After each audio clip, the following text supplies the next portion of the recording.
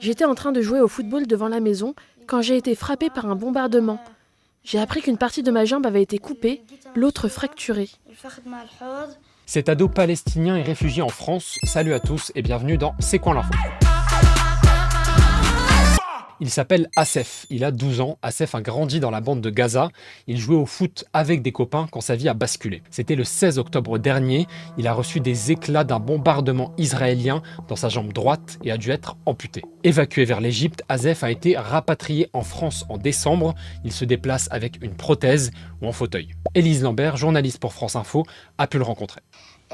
À l'école, j'apprends la langue française. Je fais des cours particuliers chaque mercredi avec une maîtresse qui se déplace jusqu'ici pour renforcer mon niveau en français.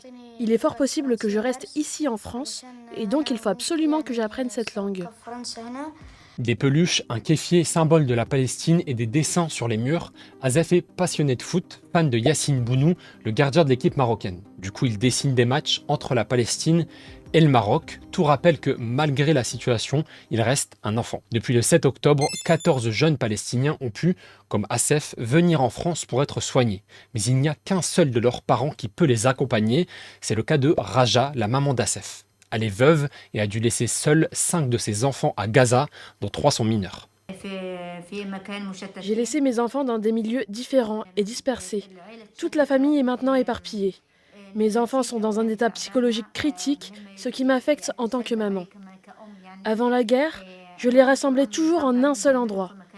Maintenant, ils ne sont plus unis au même endroit. Ils affrontent la vie seuls. En Palestine, l'ONU alerte. Plus d'enfants ont été tués en 4 mois qu'en 4 ans de guerre dans le monde entier. La seule manière de quitter Gaza est de passer par Rafah, pour ensuite pouvoir éventuellement passer en Égypte. C'est ce qu'a fait Assef, mais c'était il y a plusieurs mois. Depuis le 30 mai dernier, l'armée israélienne a pris le contrôle de Rafah, ce qui rend toute sortie encore plus compliquée. Merci beaucoup à Élise Lambert de nous avoir fourni toutes ces vidéos. Merci à tous de nous avoir suivis. On se retrouve très vite pour un nouveau C'est quoi l'info. Salut, salut!